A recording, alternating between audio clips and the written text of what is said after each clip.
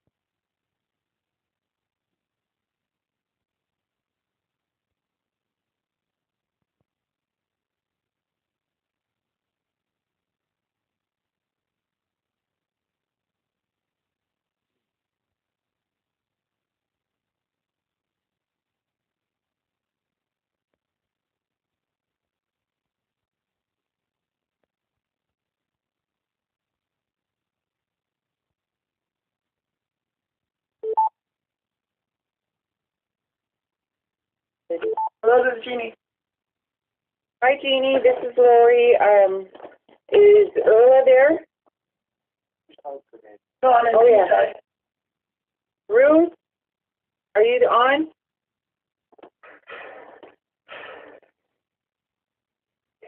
Marguerite, are you on?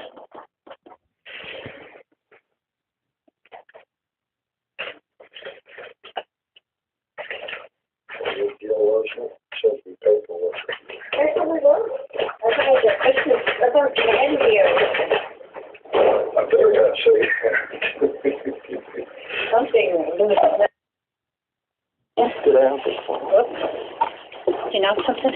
Oh, good. Is it on? Somebody put me in. Oh, okay.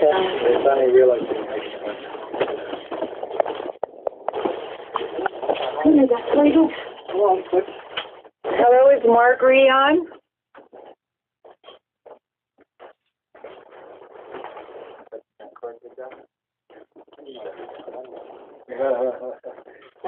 The chair over there.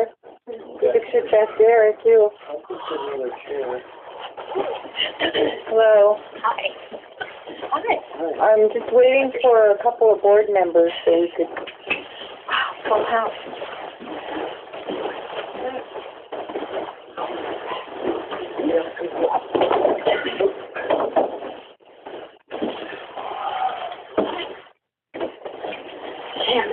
that? I know who your dad is now. You thought I meant my grandpa? That's who I kept concentrating on. I know. That's who I connect you with. I would have really kept it down. They randomly stepped on it, the same silently. And, red lights and... Oh, shit, okay. You sit there. You need a chair. Oh, okay. I'll do that. Thanks, Gary.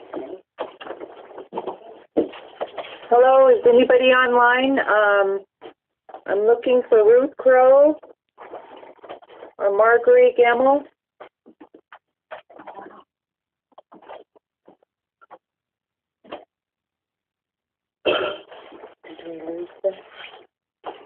Jeannie, can you hear me?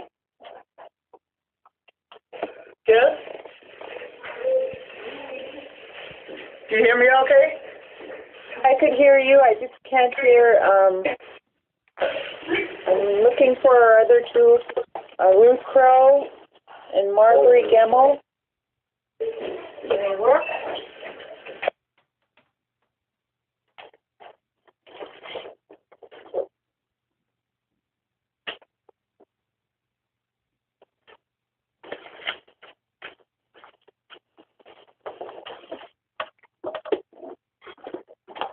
Let's see if I can call it.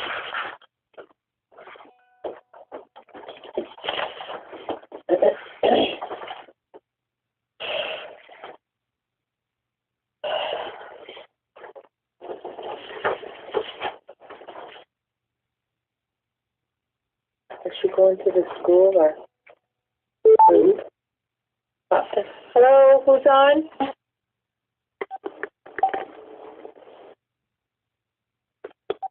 Ruth, is that you or Marguerite?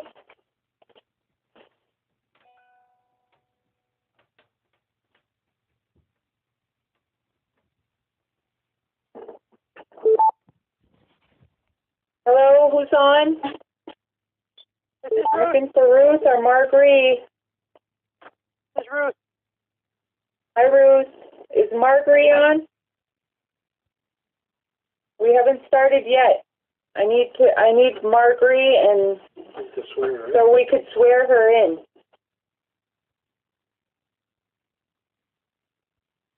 You know, we're calling into a And she was calling from the office. Okay, she should be back. Should we call her? Gotta go to the office. Do you know the number? I don't have that number. 4523. Oh, What's the first? 587. 587? 5523? Uh-huh.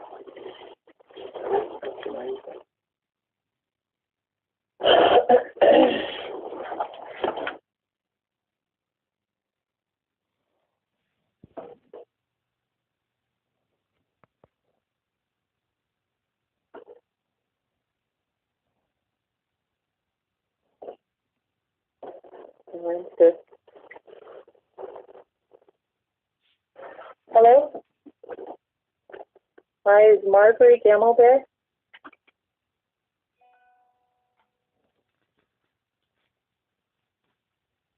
Hi, Marguerite. This is Lori Thomas. We need you to call in so we could swear you in to our regular meeting.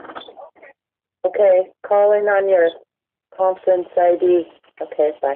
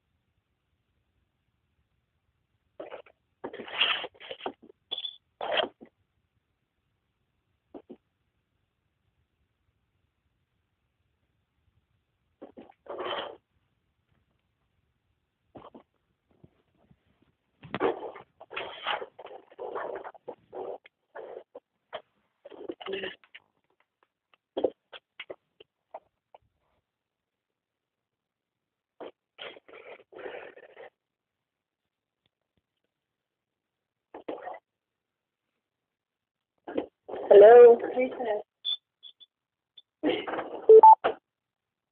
Hello, Marjorie? Yes, hi. Okay, I'd like to call the Yukon Flats School District regular Board of Education meeting to order. Today is December 15, 2015. The time is 2:08 p.m. And I have a roll call, please. Lori Thomas? Here. Beaver Alaska? Here. Shannon Hardy? Here. Hardy? Here. Grammar? Here. Ruth Crow? Here. Ella Hutchison? Ella is excused today for this meeting, so she's not here. We have a forum. Rose, would you read asset number 33? Asset number 33, interpersonal skills. Parents and extended family can help children look at their own friendship and what they and others do to make a good friendship. Comments sometimes when you see them showing or not showing good relationship skills. Good. Okay, thank you, Shannon. At this time, we're going to swear in our newly appointed board member, Marguerite Gemmell of Arctic Village. Welcome, Marguerite. What we're going to do is we're going to read, Mary Beth, our secretary, will read the oath. If you can stand and raise your right hand and repeat the oath. I sent her the form. Oh, okay. Do you have it in front of you? Yeah. Okay. Or which one? Which one you needed? The oath of office? I don't have my meeting packet, and I don't have the laptop yet. Okay. We have a copy of it for her. You have copies of it? I need a copy of the oath.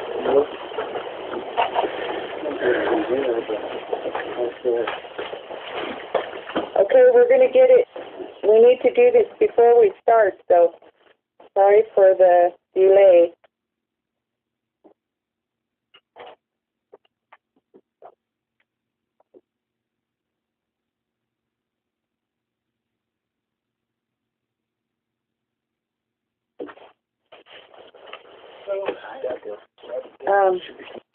Yeah, we're almost standing room only. Long leg, you should give that longer off. I make a comment, nobody said anything about it. They just totally ignored it. Thank you. Okay, we're just getting ready to swear in Marguerite again. Have a slight delay here. Hello? All right, we'll make it a break.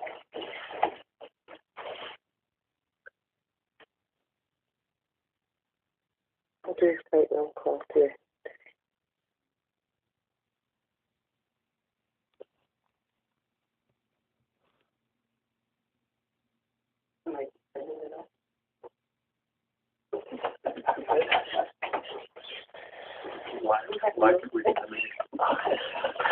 Is Elena here with you? No, she's with my mom. She barely kissed me before I left because we were putting together a bracelet. She said, bye. You have fun. Yeah, so my mom texted me a picture.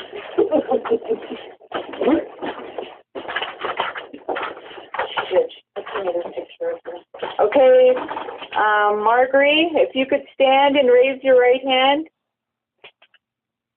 Okay. Okay, I do so solemnly swear.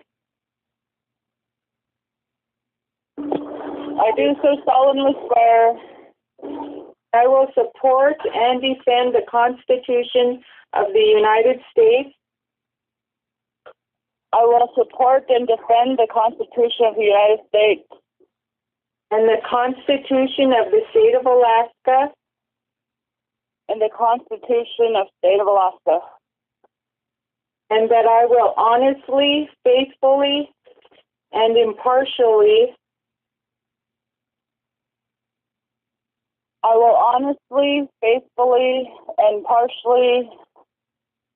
discharge my duties as school board member to the best of my ability. Discharge my duties. What's that? Sorry. Discharge my duties as a school board member.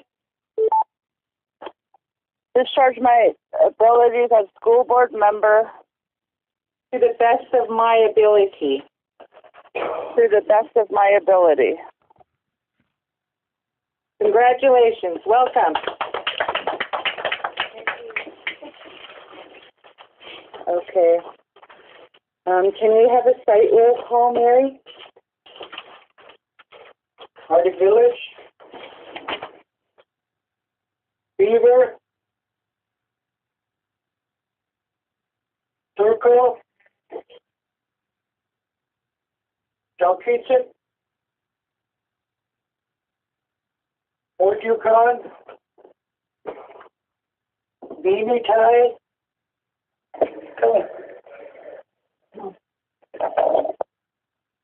Hello, is anybody on? Cruikshank School is here from Beaver. Wait, say that again? Cruikshank School is on. Oh, thank you.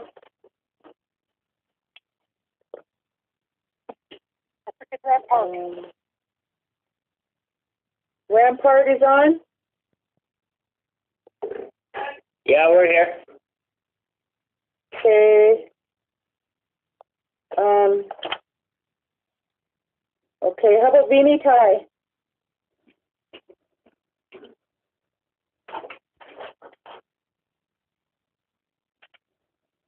Okay, we're going to do the Pledge of Allegiance and then we'll start with the public input after that. I pledge of allegiance to the flag of the United States of America and to the republic for which it stands, one nation, under God, indivisible, with liberty and justice for all.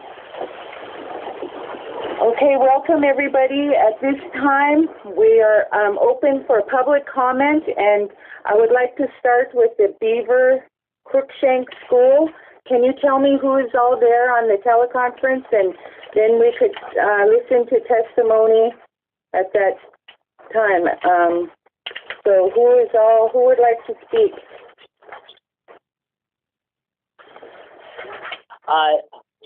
Yes, good afternoon. This is Clay. We also have Paul Williams Jr. here and Albina Petruska.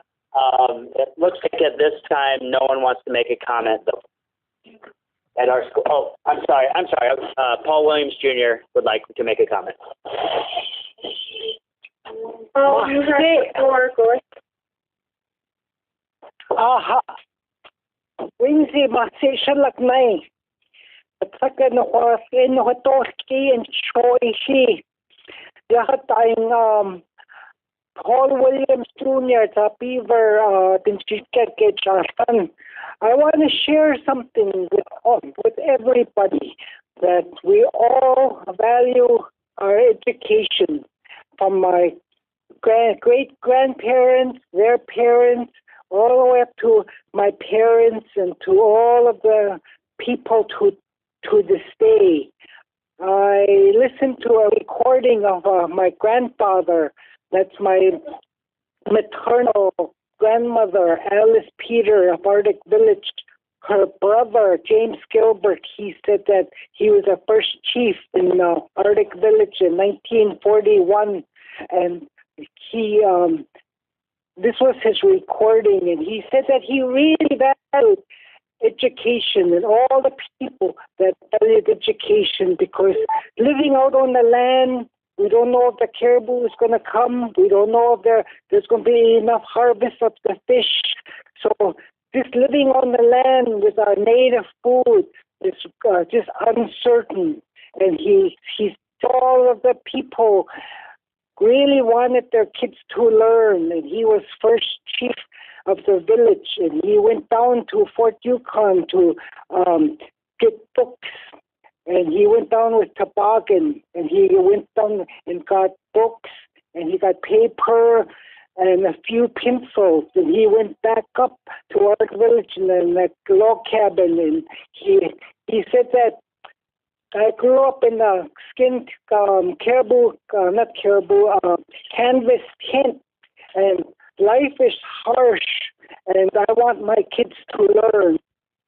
All of the people were like that. I remember my grandmother and my parents really valued education, that they want their kids to go to and even in the sea. Grandfather said that people were Peter and Ellen Trick. What they knew, they taught the children, because they ever valued education and want to better themselves. And we came a long way, and we got a lot of our young people getting their PhDs, and they're getting their college degrees, and they're finishing high school. And now, we're teaching them the basics, because one day they're going to be our leaders. Then one day they're going to take over the Yukon Flats, and then that's what it's so important that we have, strong education values to pass on, because we're in charge of this land and the river and our people, village, and our schools. So I just wanted to share that, because we want to keep this going. And thank you very much. Thank you, Paul. We appreciate your comments and your history of your education within your family and our Yukon Flats. Is Elvina, would you like to address the Board of Education?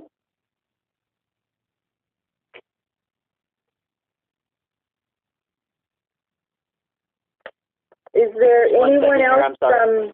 Oh, go ahead. Hello. This is Marianne Jones, and I'm from Beaver. And my daughter is in school back there, and my son will be in school next year. And I just, I don't want to move. That's all I got to say is I don't want to move, and I don't want to put my kids in school somewhere else. I don't want to homeschool them. But, yeah, I just wanted to, voice my concern about moving and the school shutting down and my kids having to go to school somewhere else. So I guess that's it. Okay, thank you, Marianne. You have one student and one future student? Mm-hmm. Yeah, 1.5. Okay, is there anybody else online, Beaver, that would like to address the Board of Education? Hi, this is Liz Yatman, and I'm calling in from Fairbanks. But I'm from Beaver. I wanted to call in support of keeping the school open in Beaver and keeping those kids in their own village. It's really important to keep those families there and our students there. Thank you. Thank you, Liz. Is anybody else online that would like to address from Beaver? Yes, I will. Yeah, this is Marvin. Okay. Marvin who? Marvin Sanford. My daughter's a student at Beaver Cruikshank School. Okay. And I just have a few comments to say. I know that I constantly hear that our students are number one priority in all media, news media, on TV, and it just seems like you guys are like, no, to me it seems like you guys are just brushing, like, these kids aside, you know, due to the fact there's not that many. It's just money. You guys talk about students and talk about the kids as that they're our future. They're our future. But you want us to send our kids to one of the big school districts like Fairbanks or Anchorage or something. They're going to be raised up in the city, and they're not going to, you know, learn traditional values like they would living in the village. You know, their traditional values are not going to be the same as someone who grew up in a village. Me, I grew up in Anchorage, and I grew up in Mentasta.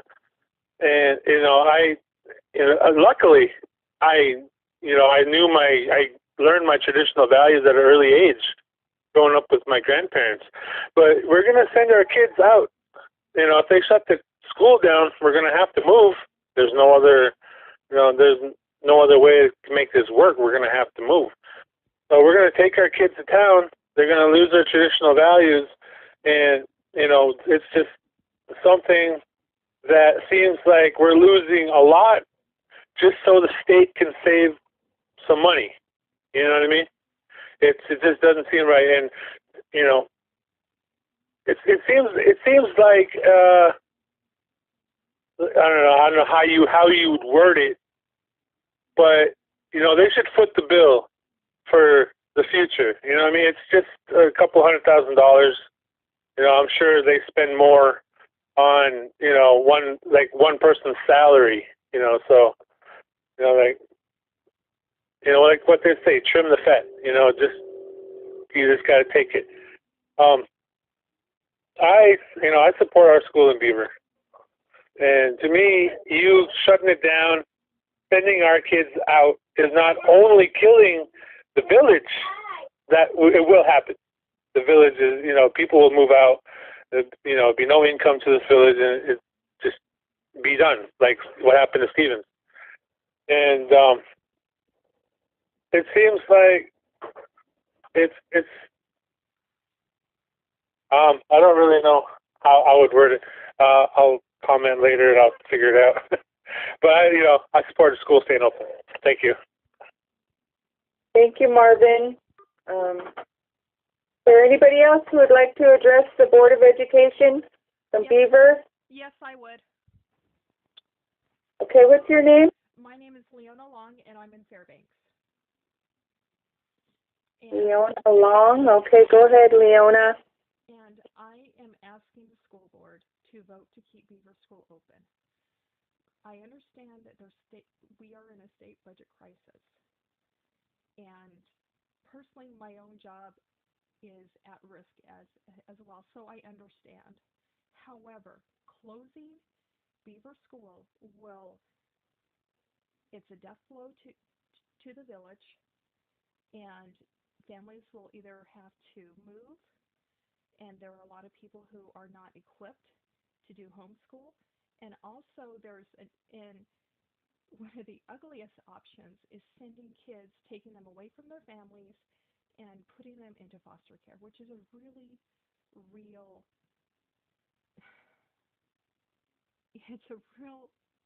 possibility. And there has to be money to keep the school open. And if the school district has to pay to send the kids into foster care or send them out away to go to school, then you're really not saving any money. And that's why I wholeheartedly, and I'm asking you, please vote to keep Beaver School open. Thank you. Thank you, Leona, for your comments.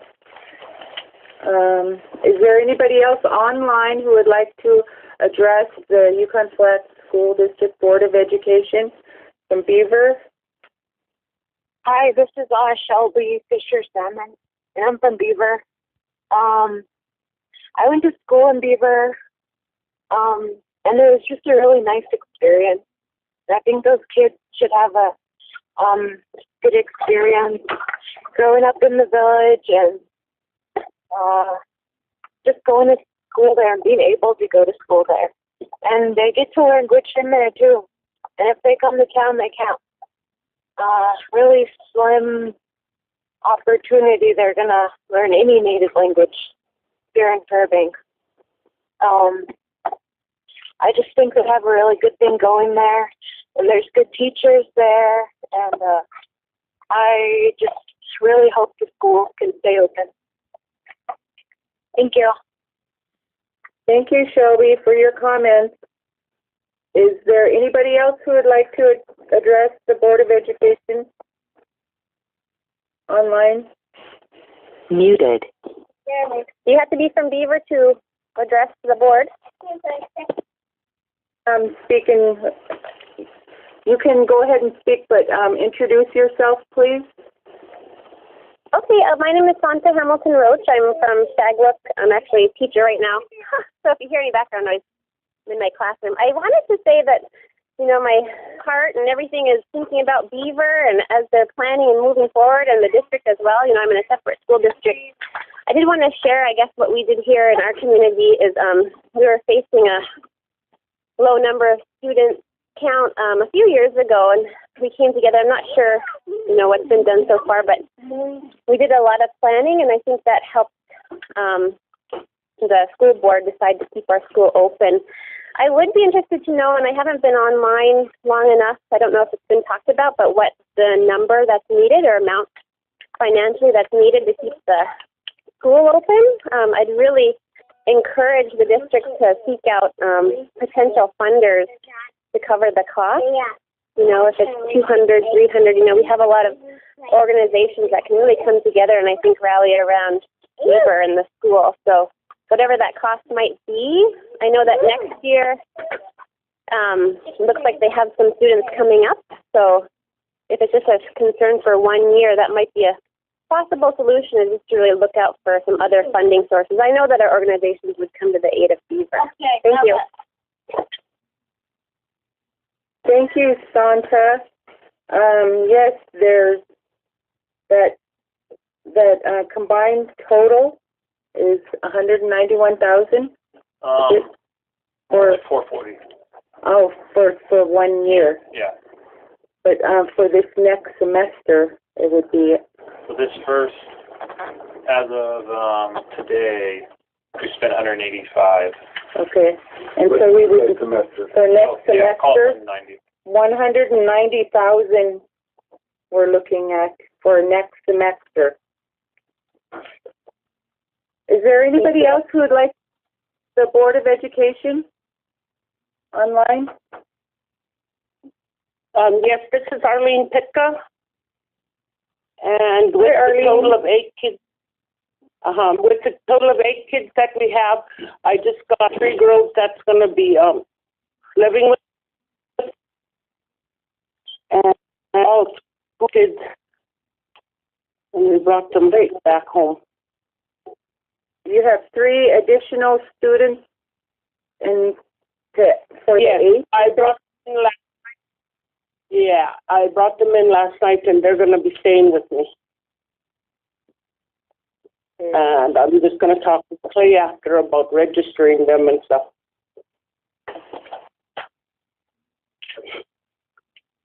Okay. Is there anything else? I think it is really important.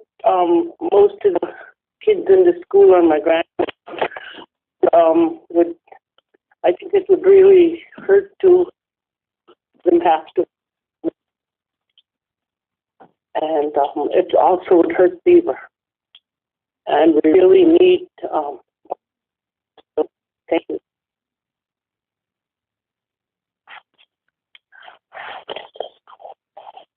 Okay, thank you, Arlene.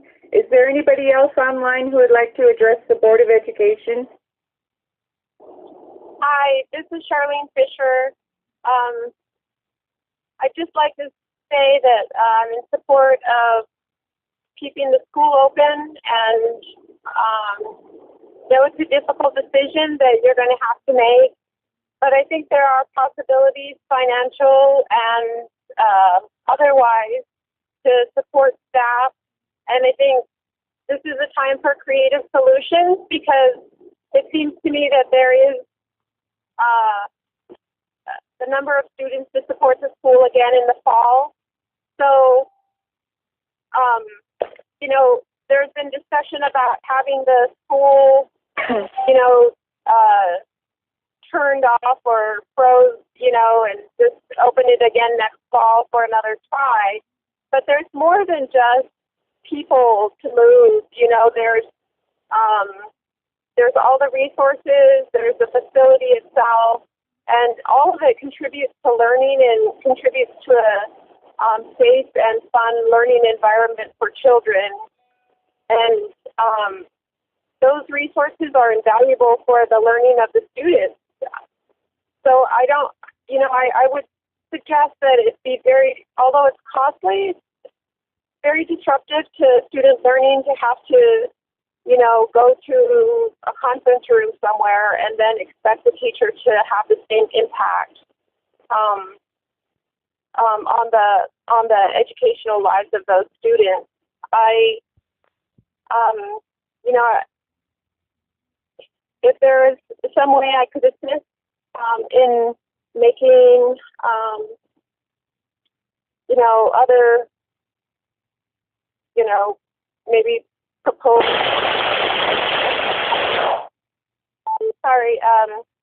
assisting with development of financial requests to other organizations, I'd certainly be willing to help the village. So all my best to you. Really support keeping the school open. Thank you for your time. Thank you, Charlene. Is there anybody else online who would like to address the Board of Education? From Beaver, from anywhere. Anywhere. Yes, this is Floyd Green in Rampart. I'd like to address the board.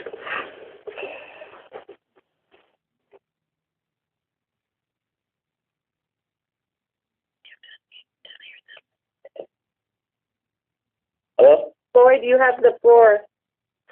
Okay, well, I feel like I've held my tongue long enough. It's the end of the first semester, so I'm just going to let you guys have it. You know, our school reopened after 15 years, but that does not mean that we should not be getting, our students should not be getting treated like the way they are down here. My first concern is the teacher. The first teacher that was sent here temporarily for the count, to make sure we made the count. We've had 10 students since the first day of school here in Rampart, and that's when I think that things should have really been looked at in a bigger picture. First, they sent a teacher that couldn't even teach high school math, and she had no curriculum. Wait. We have addressed our teacher like that publicly. That you can't do that. Okay, well, you need to the superintendent about that. Okay. The superintendent isn't going to do anything because the superintendent hasn't done anything for this whole semester. I won't address anything like that then. I'll just give my issue. The issue with the teachers that are being sent here, they can't teach. These kids, their curriculum. Curriculum hasn't even been sent for these high school students yet, even though every board meeting you guys keep saying you sent it. We have high school students down here doing addition and subtraction. How are they going to get their high school credits for that? The teacher doesn't have their transcript, so she doesn't even know what she's supposed to be teaching them for their high school credits. Because of these inadequate services, we already have 3 students that are leaving next semester that are in 2 high school and 1 middle school. Our lease agreement hasn't been finalized, and they've been in this building since October. And are we supposed to be getting quarterly report cards from this teacher for our students and their grades? How is that going to affect their schooling? Yes, you would receive your second quarter report card at the end of this week. Where is the first quarter report card?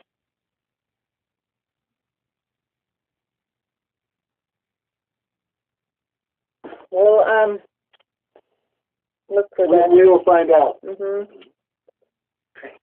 Every board meeting, we're going to find out. We're going to work on it. We as parents down here, I have a kid here that goes to school. My nephew is living with me. I want to see what he's learning. I want to see his grades, but I can't because there's no curriculum. There's no lesson plan for each grade. Okay, Floyd, by the end of this meeting today, I will have that answer for you. Okay? We'll get somebody on that. What else? There's the lease agreement that's not finalized. And that's on the Rampart Village side. Is what I have to say, but everything else is, as a parent, another issue I have is we have a high school student that's been invited to play basketball with the Tanana team, and so the Tanana coach went ahead and did all the paperwork with the ASAA to get her approved, which was approved. And so just out of courtesy, I emailed Lance and Andrew asking if there was, some kind of any funds that can be used for her travel, because that's what she's responsible for. And I got an email back from Lance saying that I'm jeopardizing her eligibility. Okay, there is an issue with that with ASA, so we need to follow up with that one, in which we are, Floyd. Okay, how is it an issue with ASA when she's already been approved? They didn't understand all the facts, so we need to. The superintendent is following up with that. I guarantee we'll have an answer for you on that. Coaches are not to be inviting kids to teams. Okay, well, this is my daughter. This is Rosemary, and the girl that got invited to play with Tanana is my daughter, Christy. The way I feel right now is it might be better for her if I just sent her to Tanana to live with one of her relatives down there, because right now I don't feel confident with her getting anything out of this school unless something is majorly improved by next month, which I doubt will happen. I'm feeling very discouraged right now myself, and I have 2 high schoolers in this school, and if I don't see something by the end of this week, they are both leaving this school next month to go to school somewhere else.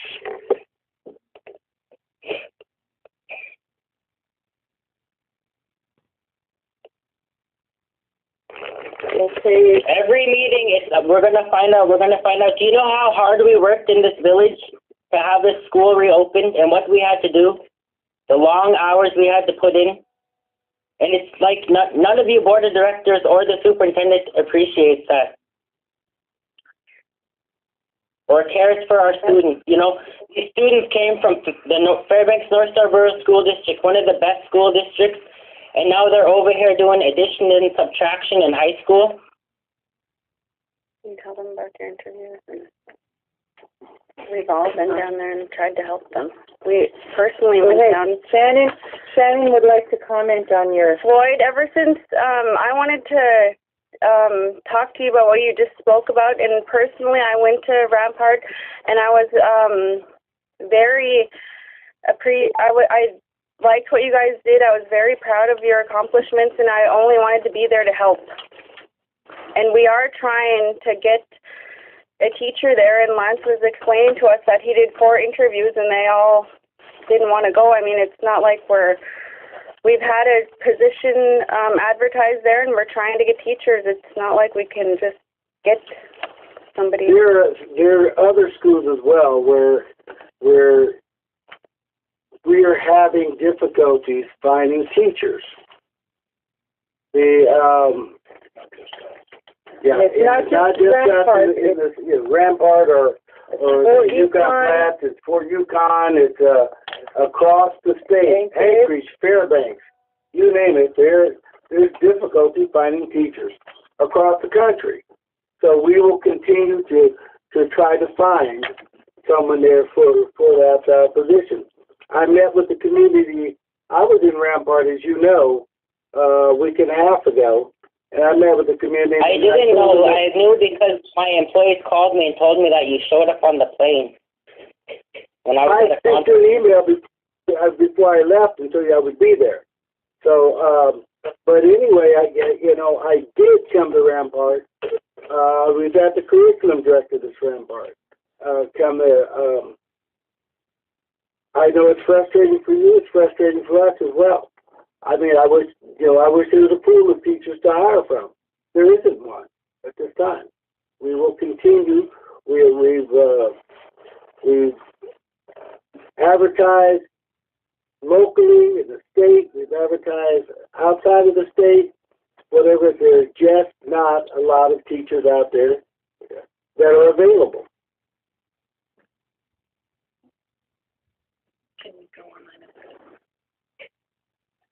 Okay, is there anybody else who would like to address the Someone was asking about going online and advertising. Yeah. Ask that question. I didn't hear it.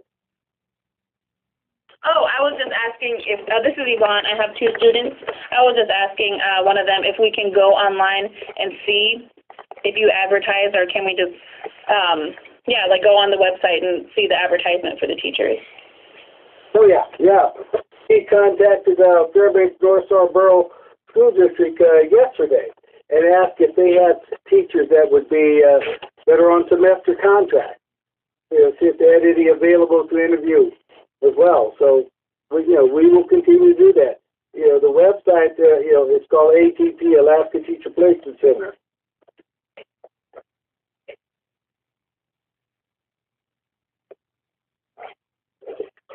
Is there anything else?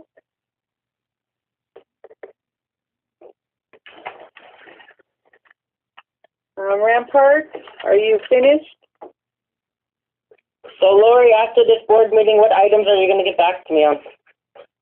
We're gonna find out about the first quarter report card and the second quarter, and we're gonna find out about the lease agreement and the curriculum material. I've seen it and it's sent, and they did a tracking order on mail, and they're looking for one box, but we can replace that one. If we have to ship it to you through the airline, we'll do that. And the teacher hiring, we're still actively recruiting, and that's been a difficult thing to do, as well as for not only for Rampart, but you guys are priority on that, and Fort Yukon as well. So by the end of this meeting, I'll have some answers for you.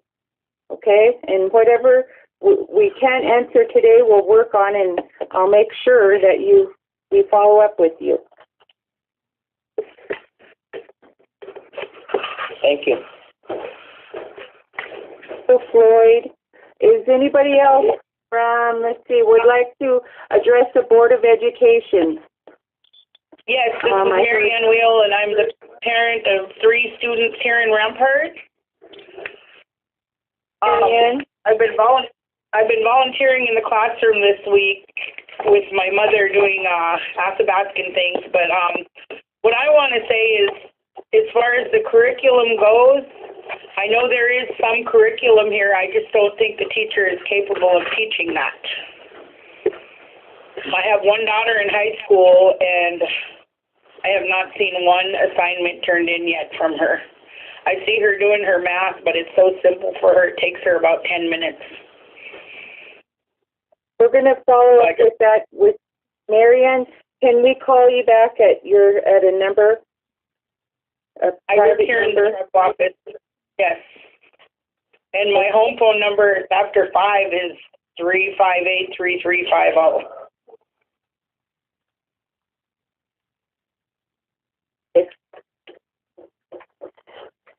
I mean, yeah. Okay, well, that's all I had to say. Okay, thank you, Marianne. Is anybody else, Rampart, like to address the Board of Education? Hello? Okay. Okay, in Fort Yukon, we have, can we have everybody sign in? Do you have a sign-in sheet or tablet? You make one and just have people sign in and then... Excuse me. Room. Hello, yes? Hi, it's Marguerite. I wanted to make a comment on the Arctic Village School. Would I do that now? Okay. Is there anybody else from Arctic Village there with you, Marguerite? Tiffany Yaslin is there. Okay. Go ahead. If you have people from Arctic Village to address the board, that would be good. Okay, there's one concern that we have is the special ed, and it seems to some of the parents that there's that a lot of the students are in special ed, and mainly it's like speech delay, you know, minor stuff like that. That's not. Some of them shouldn't be in special ed just because of delayed speech, and it's not like they have a big learning disability or anything. And I think some of the parents are just concerned about that. Okay, we'll have our superintendent look into that. Yeah, we do have a number of students who have been identified with their parents, by the way. Special education isn't a label that we put on, that they've gone through a process, but I will look into that and see if they're at Arctic Village. Hi, this is Tiffany Atlin. My son is in special ed, and he's been in special ed since he started. And we went through how many special ed teachers that were working up here for Arctic and Vinnytai. And all these years, you guys had him down as under his IP for a speech delay. And I think that it should be, rather than speech delay, it should be on other sources such as reading and stuff, because he's late in other stuff, and he wasn't being taught that. It was just because of his speech. So it's not only him. There's other students that is in the same boat. So it'd be nice if you guys can check on that. Okay, thank you, Tiffany. We'll we'll follow up with that too as well with our special education director. Is anybody else in Arctic Village who would like to address the Board of Education?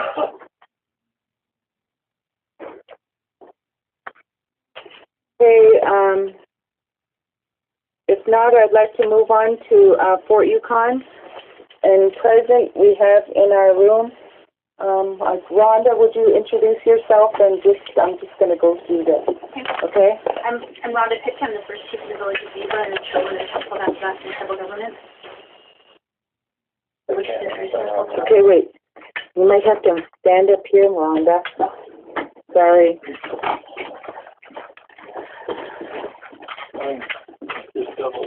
I'm Rhonda Pitka, the first chief of the village of Beaver and the chairwoman of the Council of Alaska and Tribal Government. Thank you for, having this meeting here. I thought it was going to be in Fort Yukon School Library, so we went over there first.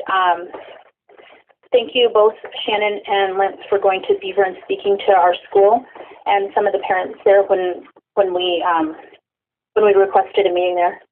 It meant a lot that you showed up to the village to meet with us. Some of our concerns were that, you know, the school closure, obviously. That's our huge concern. One of the options was to have school downstairs in our multi-purpose building at the tribal offices. And I guess it is feasible, but it would be very disruptive, not only to the students, but to our tribal offices. There's also a clinic downstairs. I spoke with Pat and Melinda about HIPAA laws, and they said that it wouldn't violate HIPAA laws, but it may be disruptive to the students and to the other people. So I'd really like it if the school stayed open in the current building. I'm not sure if there are other costs associated with if you close down a school in the middle of winter and then you try to reopen it in the fall, what those kind of costs would be. Our utility guy wanted me to make sure that the lines are bypassed properly so our lines to the washateria don't freeze up. If they do freeze in the middle of winter, we won't be able to use our washateria until the springtime, until the thaw. So that would impact laundry, showers for our whole village. Only a few people have running water in their homes, so it's not like there are a lot of options. And also, a lot of the students do use the school for laundry and showers. A few of the other things that were concerning, I think just about four of my employees have children that are school age, and I've also got a very vested self-interest right now in keeping the school open. My daughter is 4 years old, and she's going to be in kindergarten in the fall. She actually wanted to come with me because she saw me on the news last night, and she said, "Mom was talking about the school. I want to go talk about the school too," but you know, I couldn't bring her with me at this time. So I'd really appreciate it if you would, you know, keep the school open in the school building for the remainder of the year. I understand that the cost is high. There were a couple of things that we could put forward to work on that, but you know, you also had Rampart School opening this year, and from the sounds of it, not all of the budget has been used so far for that school, so there would be a little bit of money left over right there. I mean, I hope it's feasible for you guys to look at and for you to consider. Thank you. Thank you, Rhonda. May I answer a question for Rhonda, because they had asked me at the meeting, and I misspoke because I said that Tony had been speaking with someone there in Rampart, in Beaver, but he had been speaking with TCC, I guess, because they're the ones who are directly responsible for the washateria. Pat McCree. No, we're responsible for the washateria. Okay. Pat McCree is a remote youth maintenance worker with Lieutenant in Chief Conference. So what they do is they'll fly in if there's a big problem. So, but I thought he had been speaking with directly. No, my utility guy. Yeah. Pat called him and told him about it. Mm-hmm. Okay.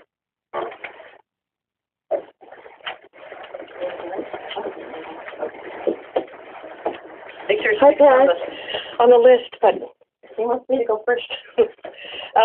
This is Pat Stanley. I'm the Executive Director with Council of Athabascan Tribal Governments. And we came to the last meeting and also testified. We've been thinking a lot about this, and one of the things I talked about today was the fact, you know, I lived in upstate New York for a while, and we lived in a very small town. It was a farm town, 150 people, and they had this beautiful grammar school there. And it came time, the school board, we had an older couple that sort of fostered us, and they talked a lot about this impending doom for the community with the school leaving. And so we went to the school board meeting and we testified, you know, of what it was going to do to the village and the community and how it was going to hurt, but they went ahead and did it anyway. And while we were there, we saw the results. And I've seen the results here for Stevens Village and when Rampart was out so long. And this threat of the schools closing, I just feel like it's going to not only damage the community and the values and the spirit of Beaver, but the whole Yukon Flats. I think one school going hurts. And I see that how hard they are working to get students there, and I see that they just brought in these 3 students, and I feel like if it's kept open, people are going to stay, they're going to build, they know the ramifications, they know the commitment it takes, and as far as I can see, that school's going to be open next year. If it's not open this semester, I'm not sure, and I'm really concerned. You know, we work, we go there with our providers, we go there with our natural resource department, we go there for meetings. I think it's tragic. And the other thing I think is that just financially, if they do have enough students next year, if it's closed this year, it's that much harder to find a new teacher. You've talked about how difficult it is to hire teachers. I think you have a teacher there that likes it there. So I'm thinking, you know, how much harder it's going to be to reestablish that next year, and how much more it's going to cost to reopen the school. I think it's easy to close. Sure, you could close it, but I think it's going to cost a lot more money to reopen it. So I think the less costly road to go is to keep the school open. Thank you. Does CATG have any financial contribution to the cause? Well, Charlene just offered to work on financing, and I'm willing to do that too. I don't know; it would have to go to our board. Yeah. Okay. We do have some fund balance. There might be a loan to the school district. I don't know. Thank you, Pat. Hello, Victor. Hello, how y'all doing? Victor Joseph, Cannon-in-Chief's President. Before I start, maybe, Andrew, I can ask you a couple questions. I just want to get my numbers right in my head here, okay? Okay. So, when I'm looking at the numbers, and this is what I'm being told, that the school district basically budgets about $575,000 for a school. Correct? Yeah, I know. Probably a little less than that. Okay, a little less. Are you talking expense or revenue? You budget for it as far as for expense. Okay, yeah, so less than that. Okay, but then when you're looking at actual cost of the school, and you're looking at operational cost, the amount that you are actually paying for the Beaver School is less than that, correct? It can be. Okay. So my numbers look like you're in alignment to have about $430,000, $440,000 in expenditures this year, correct? Yeah. Okay. Now on the other side of this, it's also my understanding, and I'm just wanting once again to get clarification on the numbers, is that with the schools functioning and the funding level that comes in, 75, if they don't meet the quota, then it drops to 75% if the school is going to be remaining open, and then continue to drop all the way to zero. So speaking of hold harmless. Right, hold harmless rule, and which this school applies because they did lose more than 5% of their students. So they do hold harmless based on the district ADM, and in this situation it does not apply. Like when Stevens Village closed, it triggered hold harmless. Okay. But in this situation, they compare it to the year prior to the current count, right. And the year prior, Rampart was not in the picture. So going into this year, Rampart is added to the count, new kids, and then Beaver drops, it washes out. So hold harmless is not triggered. So it doesn't trigger on this yet? Correct. Okay, so you are going to be looking at that whole half of it? Or do you still have that money? There'd be none of it. So we still have, when Stevens Village closed, hold harmless was triggered, and we're this year is, I think, the 20th to last year we get like the 25%, but we didn't trigger hold harmless again for the Beaver non-making because of the Rampart kids came in.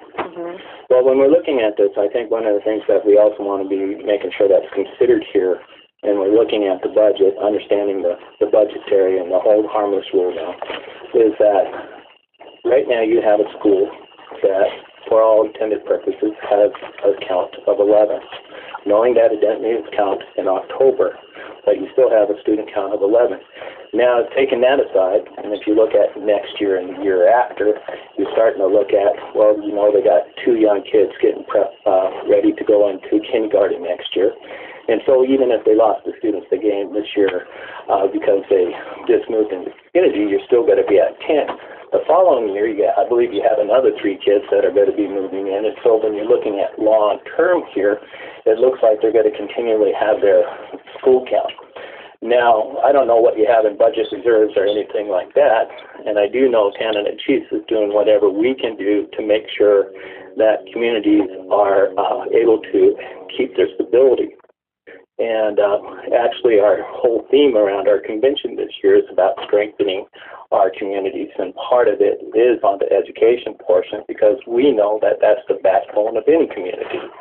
And without education, our youth lose the foundation that's going to help them succeed in life. You know, I keep on going back to what Cindy Huntington kept on telling me every time I met him. There's only 2 things that we're owed. One is good health care, and the other one's education. And that's the intent behind education. We already lived through the times where our children were taken away from homes or we had to move our kids out. That's not always a win-win situation. We all know that in this room. So how can we make sure that we keep a school operational that we know for the long term, at least for 2 or 3 years out, that they're going to make student count? And I think that's the important thing that we have to consider. Yes, there's funding issues here, but I don't know what's in your budget reserves. It'd be nice to look at a budget and say, okay, what do we really have and what is it that we really need? Now, it's one thing to say we need 190, but if you have anything in budget reserves, then how can that be applied and what is that gap that you're needing so that we can be looking at it and working with the school districts, because we believe that closing the Beaver schools this year, the chances of it really reopening next year is greatly reduced. And I think you start running into more and more difficulties, even though you know that it's going to have a student count that's high enough. So I just want to kind of stop right there. I think it's really important to also understand why they didn't make student count this year. And it wasn't because they didn't have students coming, they did. But unfortunately, there was another situation with the kids that prolonged their ability to come to the community. This was going to be going on for the long term. So if that could have happened, then I think there would have been a positive student count when it was needed. But the process took too long, to the detriment of the kids and to the community. You know, I know a lot about base funding. And I know when we start losing money, it really hurts the base. And so how do we make sure that we can keep that rolling and keep everything healthy and moving forward? We know that there's other schools at risk. I just want to share with you what Canada Chiefs is doing right now. You know, we have a real significant initiative within the Canada Chiefs to help school districts or to partner with school districts. Our U board has designated some funding so that we can be helping look at decreasing the amount of time a student is out or absent, and increasing the other rates that we would like to see, like graduation rates. So as we're looking at that, the second thing that we've also been doing is helping our communities put more jobs out in those communities. Right now, we have more regional positions open up. These are going to be opportunities for your communities where we're going to be putting real jobs out there to help attract people and maintain so that you can keep a healthy school district. So once again, we're investing in multiple areas. We're also helping people go home if they want to go home and live within their villages of choice. And I think that becomes really important. But everything's about rebuilding or strengthening our communities. And so I just really like you to consider that. Really think hard and fast about the decision you have to make. I wouldn't want to be making that decision. And I know you all are going to be. But at the same time, also realize you shut that school down this year, even though you know it's going to have chances it won't open again, not for a very long time. So I'll put that burden on you, and I just, thank you for this opportunity that I have to present to you, and thank you very much for your consideration. Thank you, Victor. Victor, one of the things, and it hasn't come up here yet, but we were given an opportunity last week because we did meet with our, as you say, it's a real tough decision. As superintendent, I really don't get to make the decision, and I'm glad I don't. Okay, I'm like you. But we did ask for an alternative count period. We understand that that may be an option that's out there, but we sent that to the commissioner's office, and we're awaiting that. So if there's, and I don't know if you've experienced that in the past. And the first time we'd heard about it, we heard it from one of our state senators, our state representatives last week, and President Thomas and myself, we immediately put something out to the commissioner's office. So if there's any influence or anything you know about that, then we would assist, like in the assistance. Well, maybe if I can get that information right away. Yeah, we could do it. You could get it right now. And, I can give you a copy of the letter that we wrote. And we have the Senator Quick Bishop, the Representative Cal Rico, and they're influential with the Department of Education with the funding, and they're going to even go as far as the governor. Well, so we're working with them. There's a couple things that I'd like to do from Canada Chief's perspective. One, any advocacy that we can do on behalf and making sure that not only Beaver is remaining open, but other schools that are at risk too. I think you have 2 or 3 other schools that are at risk in this area. We want to make sure everything stays healthy, and so we're going to be partnering. Hopefully we can work together, partnering to help keep these schools going and the school districts healthy. Saying that, we'll take our full advocacy effort and we'll start tomorrow. And as we're looking at this, and we also like to partner with you on thinking about other resources and other options that we can do. I think what's most important is that give us time to work through these efforts. We are we're listening, and we are trying to work our way to find a way to keep Beaver School open, as well as our future villages. So, I want to work with you. Yeah, that's good. Thank you. Ed, you're up.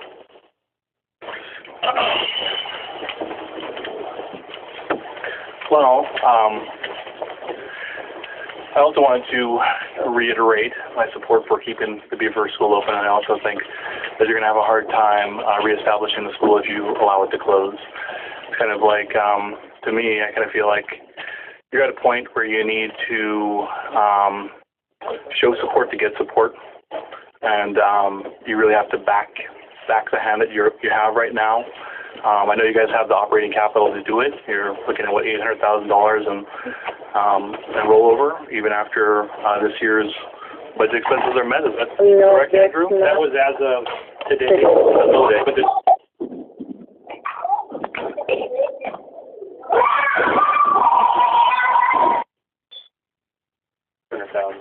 Right. You need to come up with $200,000. I think that there are ways to do that, though, and I think that part of what I'd like to see the district do going forward, and I've brought this up to the board before, is really take a look at your guys' business planning and look at what you're doing with your budget. I think there's a lot of extraneous activities going on that don't need to happen. Right. Examples are teacher housing. You guys, how much are you dumping into teacher housing annually? You have one entire school open in Arctic Village, just as an example, your teacher housing up there. So you're running 2 schools in a community that has 30 students, right? Same thing is happening in Pitka. We all have this failed teacher housing project here in Fort Yukon. The district doesn't do it well, and it's not part of your core mandate.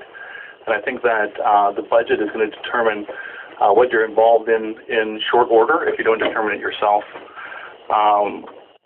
Looking back to previous school boards and how they manage the questions that you guys have before you now, I think can offer some guidance. In the 70s, prior to oil companies, coming in and dishing out all the money that we have today, we had a superintendent who was the principal of the Fort Yukon School.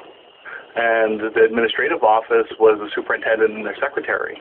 And, there are other ways to do business besides running, was it $400,000 for executive admin and then $370,000 for district admin support staff?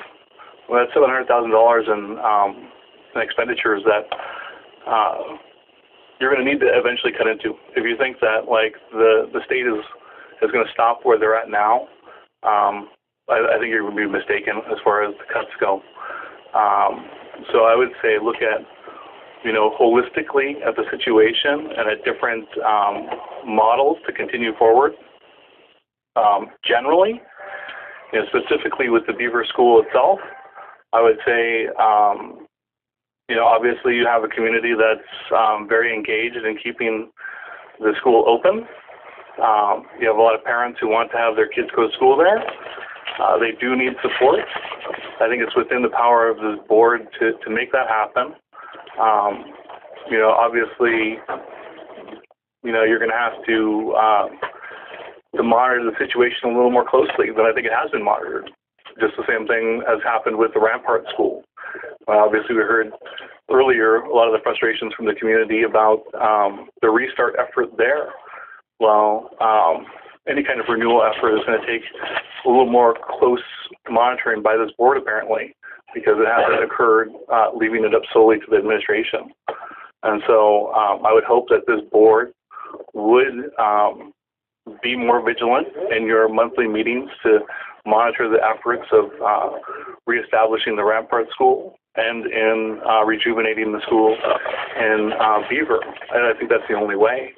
Obviously you have partners here with Rhonda and with CTG and with TCC, and I think that engaging them on the Beaver School is a wise move. And I think you need to engage them holistically on the count numbers that may even change in this next legislative session. So I think that there needs to be some kind of joint effort going forward on all of these fronts. We are addressing those issues, and we need the support of our CACG, TCC, all the tribes in that effort about the enrollment changes that are overshadowing us in the legislature. And as Rampart School reopening, that is new to us as a board. As a district, we've never had to do that before, and we feel fortunate that we were able to make that move. But yes, we do need to monitor it, closely, because it is becoming, a huge financial thing, and we are taking that into consideration as we look at Beaver and our other sites. So, Dacho? Yeah, hi, Dr. Alexander, Fort Yukon. I am here as a parent of 3 students in the Yukon Flats School District. I want to say hello to everybody listening on KZPA. Thanks for tuning in. I had actually 2 questions. The first question was, what is the budget reserve of the school district? So going into this year, July 1 is 1.56, closer to 1.6 million. So 1.6 million. So we would be talking about taking 190,000 out of that budget reserve, 1.6. So the budgeted deficit this year was about 200,000. So call it 200,000 on top of that to keep Beaver open when it all nets out. Which would leave the school board with a significant budget reserve. We don't know that number. We're actually in negative. Yeah. Well, so, and the other question I had was, at the last board meeting, there was a motion by David to have the board work with the community of Beaver and come up with a plan to keep the school district, the school open. I would like to reserve my comments until after I see that document. Can I get a copy of it? I could give you a copy of the report that I wrote up after we had gone to Beaver. Because I was under the impression that there was going to be a report. That's it. This is a report. Mm-hmm. Okay, I'll give anyone else an opportunity to speak, and I'll reserve my... Okay, is anybody else online? What time is it? This is Floyd and Rampart again. Go ahead, Floyd. I'm wanting to know where this teacher job is advertised, because I'm on the AlaskaTeacher.org, and the only thing advertised for the Yukon School District is for Yukon Elementary teacher and a computer technician. Alaska Teacher Placement. I'm pretty sure that's the website I'm on. Oh, come on.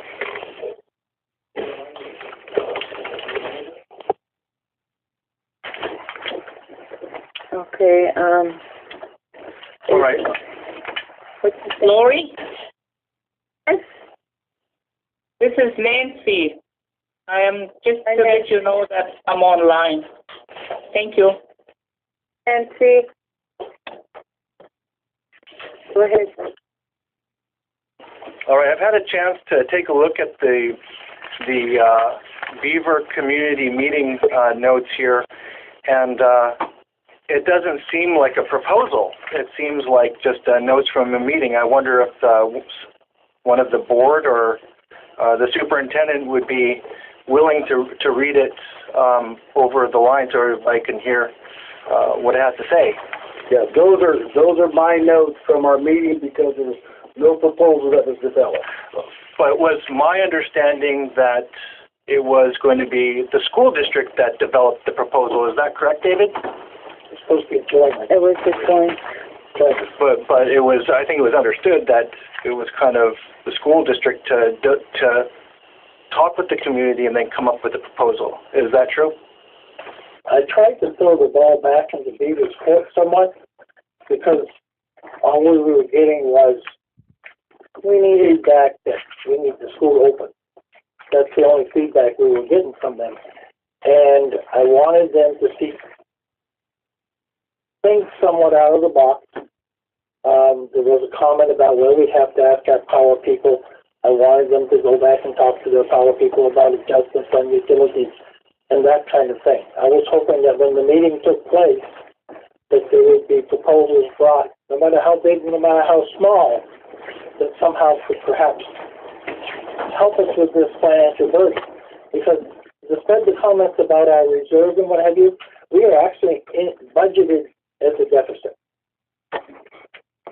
We are looking at coming out in the negative come spring, no matter what happens with Beaver. Yeah, I think that I understand that, and but I don't want to sit here. I'm not going to get into debate it. Yeah, we need to move on. I'm not going to get into debate. I was hoping to get something from Beaver that would help us. Yeah, that's what I was hoping. Okay. Well, moving on, I think that, as I stated at the last board meeting, I think that we all know what the right thing to do is, which is to keep the Beaver School open, and then it should be up to the district in order to find a way to make that happen. And it sounds like you have a lot of people here willing to help keep it open. Now, it may seem a little late in the game, but I don't think that it really is. I think that it's important that you take advantage of people's goodwill, and ultimately, it's not about what the state wants. It's about what the children of Beaver deserve, and that is the best education possible. It's not moving somewhere else to get an education. It's to live in their own community, and because they're not here, along with a lot of parents, because these meetings are held during the day. Again, I would like to see the meetings being held at a time when teachers could be present and parents could be present. So say anytime after 5, and then maybe we can use the school cafeteria rather than being crowded in the superintendent's office. So I make that proposal almost every board meeting, and I'd like to put that forward again. If we could have these meetings after 5 o'clock when parents could attend and when teachers can attend, I think that would be very beneficial, and it really keep everything open and transparent. And I think it would make a better school district, better schools, more educated student population, and informed parents. Thank you. Thank you. I have a comment. This is Rochelle Adams calling in. Hi, Rochelle. Go ahead. Hi. So I'm calling in. I'm a parent. I have 3 children, all of which have attended Yukon Flats School District. I'm also a product of the Yukon Flats School District. And I had a few things that I wanted to say. First, I wanted to say thanks to Clay for everything that he's been doing at Cruikshank School, him and his family. And I'm strongly supporting that the school stays open. I had to move my son in from Beaver recently because they said that the school was already going to close. So he's going to school here in Anchorage School District. But another thing I wanted to point out was I work in the Anchorage School District, and I work for the Title VII department. And one thing that we noticed that's a really big issue here in Anchorage is that we get the students that move in, that are transitioning out from the village and come into the city. And I can say that from our numbers, looking at statistics of these students, that they're greatly suffering from being disconnected from their culture and their homes and their families. It's shown in their attendance. They have high rates of suspension. They have, they're having a hard time in schools here. Their families don't know how to navigate within the school system. So I can tell you from the other end, looking at it from students that have to move out from their homes, that it really takes a toll on their education. And I really strongly believe that there's no match to the education that the students can get in their homes. For example, Cliff Adams, my dad takes kids out, like rat camp. You can't do that in the city.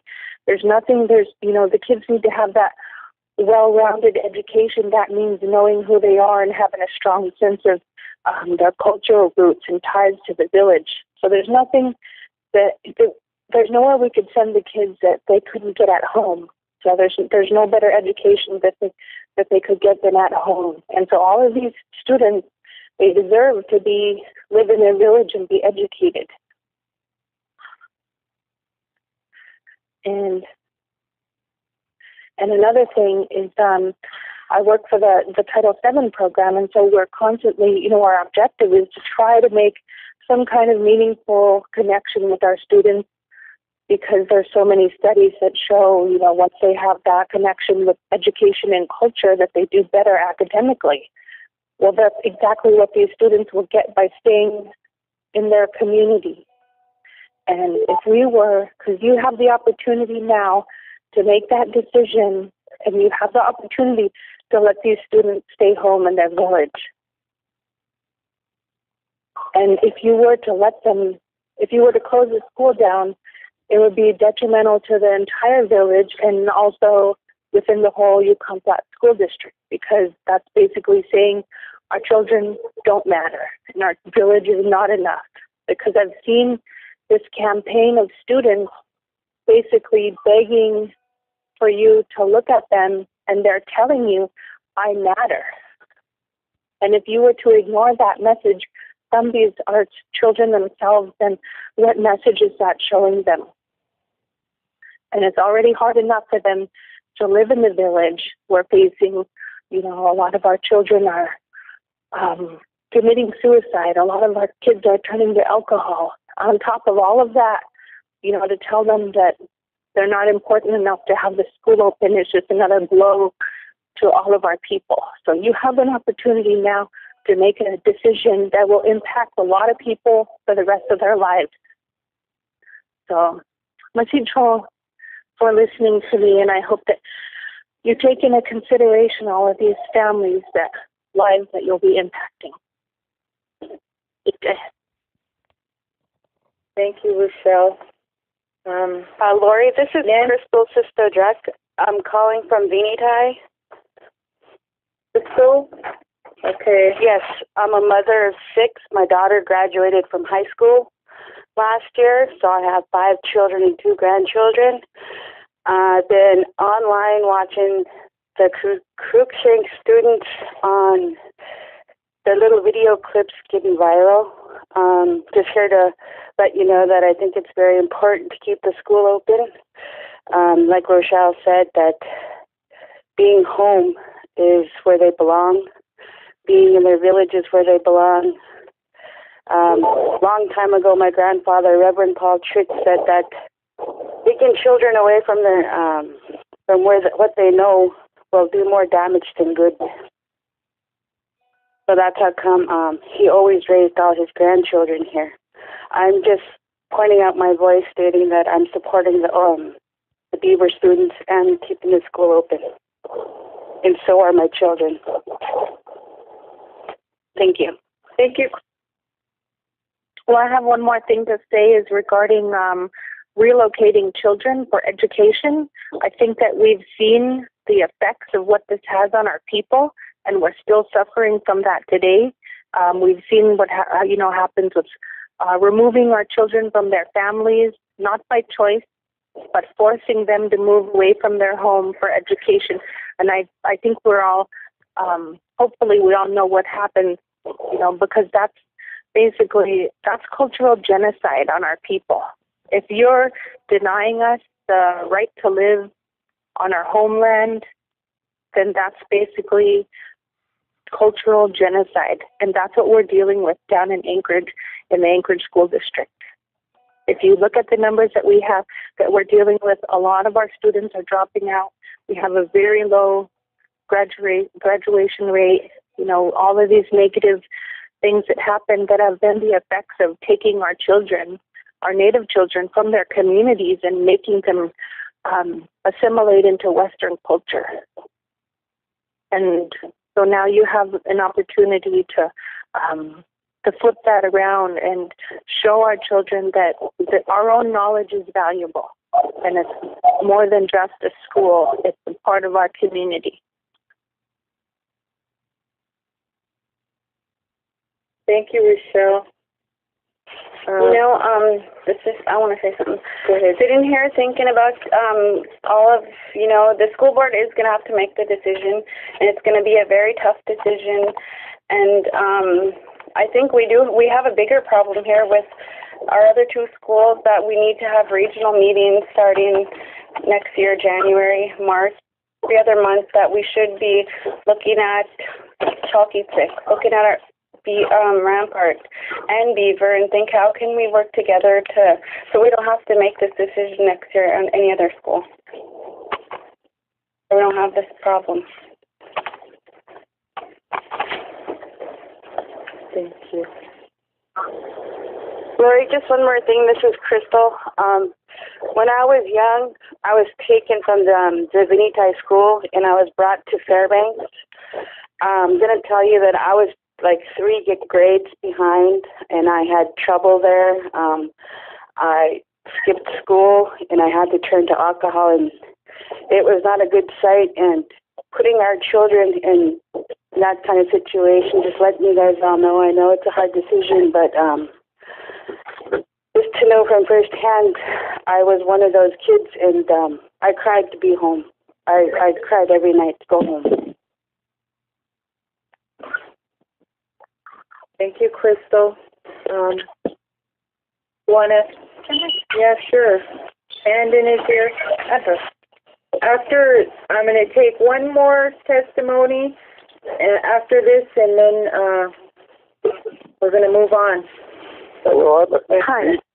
Also, wait, Kim Andon is here. She's next. I have to write something. I'm not a big public. Okay. Hello, my name is Kimberly Andon. I've been a resident of Beaver for over 10 years. I raised 3 children there. One is working at a home for troubled teens in Fairbanks. One is in college in New York. And one is set to graduate from Mount Edgecombe High School. All products of the education they received in Beaver. And Charlene Fisher, 3 future leaders. I moved to Beaver because statistically, single mothers in the urban areas have children that are more inclined to be involved in criminal mischief and other urban issues. I'm not saying this is the fault of the mothers, but with them being focused on making a living and paying rent, the children can suffer from this lack of attention. Attention that is easy to give as a parent in the slowly-paced village. I made a choice to raise my children in Beaver, where they receive the attention and the family nucleus that was lacking in Fairbanks. Daycare has been raising my children. That being said, the closure of Beaver School is bound to be a heartbreaking event for these children. This school closure will undermine their sense of security and stability, leaving children as young as 5 searching for a new identity. In the urban areas.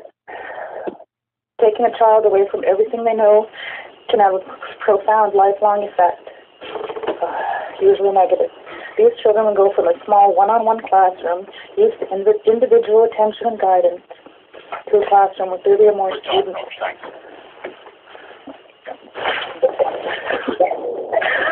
One of the herd, more than likely ignored unless they act out, again, usually negatively.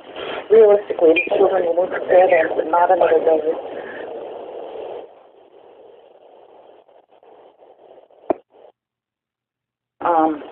These children will wanting their own home or apartment to apartment living, stifling their spirit and energy. They will go from complete freedom to the structures of city living, go outside unattended. Some people will say that kids are resilient, and yes, they are. But sometimes the parents are.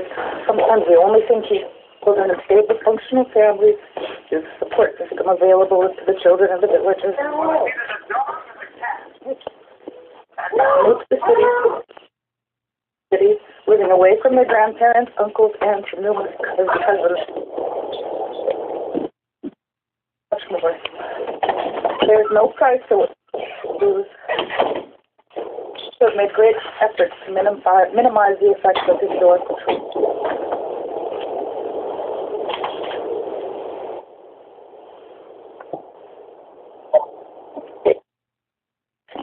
Thank you. Okay, oh, God.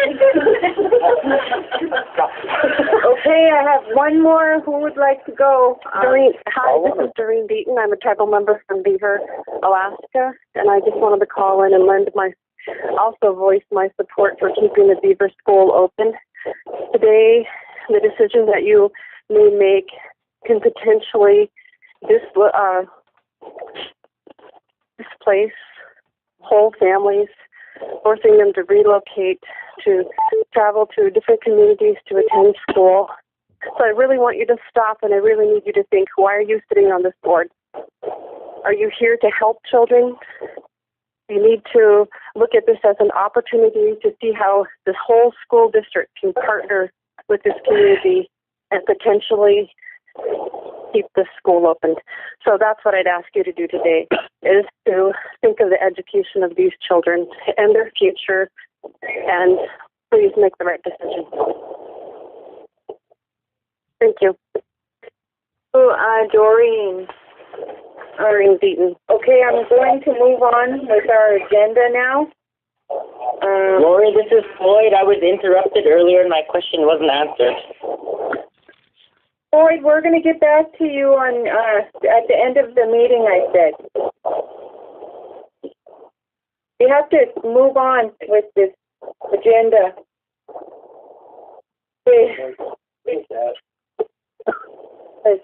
Rhonda, if we came back with a plan to you, the Island Boys come to say, close down half the school, and we don't have to heat it, etc., etc., how far would Beaver go to accept it? Or would we be right back here in January arguing that we cut too far? Well, we talked about closing down part of the building. That's part of the thing that we talked about when we went to Beaver School.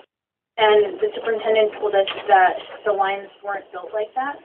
Like, we couldn't close off rooms to save heat. But what if we got rid of people? If we got rid of your bilingual, got rid of this aid, cut people out. If we cut these things Well, to keep your school open, is people going to be happy? I think all three of those aides maybe cost $50,000 a year. I'm asking a question. You're not answering my question. Is people going to be happy? 3 unemployed people. Okay, then you answered my question. But you could have 3 unemployed people plus. Yeah, I mean, that is a possibility. That's true. You could have 3 unemployed people and no schools. It is sure. I mean, if that's a consideration, then yeah. But you also need to look at when you pay. We understand what we need to look at. Mm-hmm. We understand it. Don't think we haven't been dealing with this since August. Since spring. I'm asking a question. And I was trying to respond. But you weren't. But you weren't responding. I'm asking. Who's talking? Who is so rude? Who is me? This member talking, and we're just asking a question. So I don't want to come back here in January with the same argument. Can you please state your name when you're talking? How far can we go, and Beaver will still be happy? If the school district needs to cut. That's what I'm asking. I mean, if they need to cut personnel, then that's what they need to do. But health insurance for one teacher in the school costs $40,000 a year. I know exactly what the costs are. I'm just putting it out. Exactly. okay. Moving on, we have the agenda before us, and we have addition to the agenda.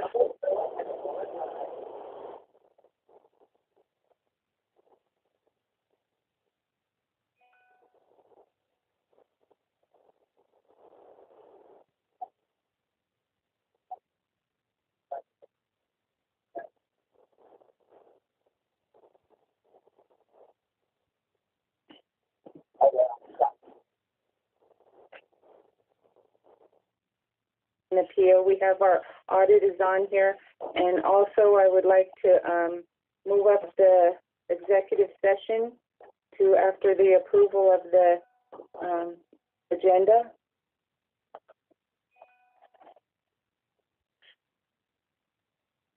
Is there a motion to approve the agenda? It's been moved by David. Is there a second? Second. Second by Shannon Hardy. Call for question. Question's been called. Can I have a roll call vote, Mary? On the approval of the agenda with the changes. Lori? Yes. Shannon? Yes. Jeannie Grammer? Yes.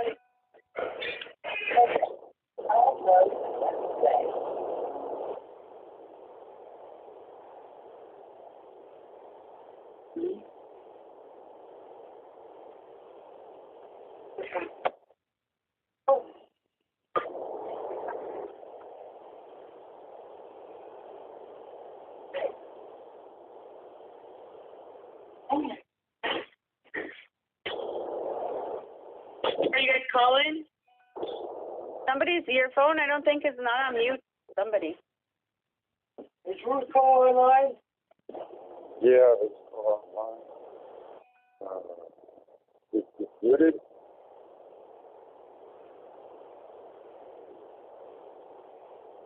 Oh, all I got to say. We're in the middle of a vote. We have a motion on the floor, and I need you to mute your phone so we could hear our board members that are on the teleconference.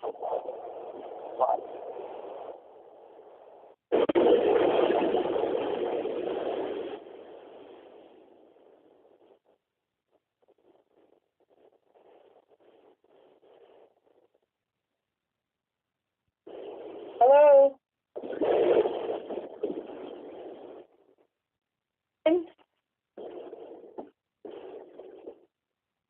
Can you hear me? Okay, Ruth, what is your vote? Yes.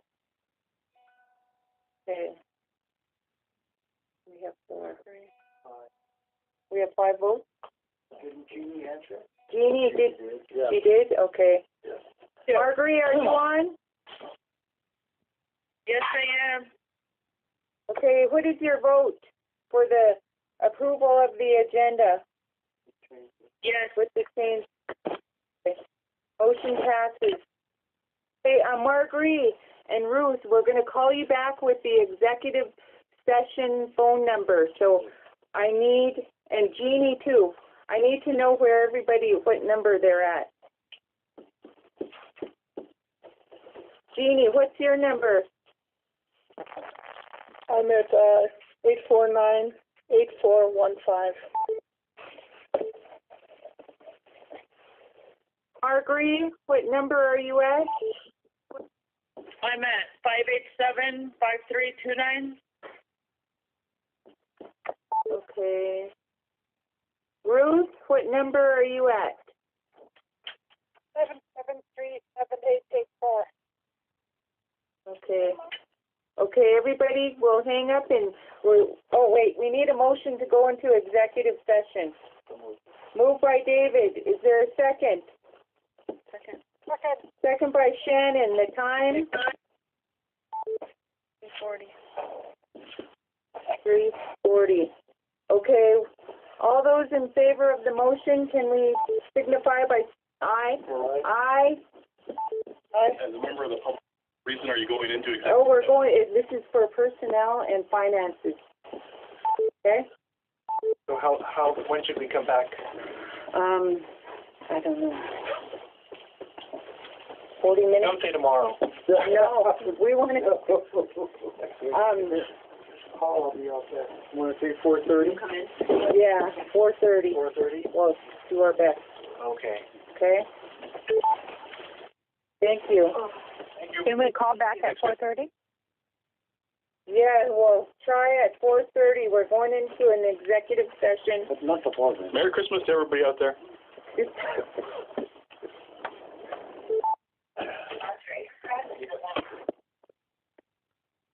Ho, ho, ho, ho, ho. Hang up.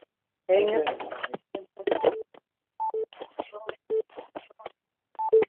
The leader has disconnected. The conference will be terminated in 5 minutes.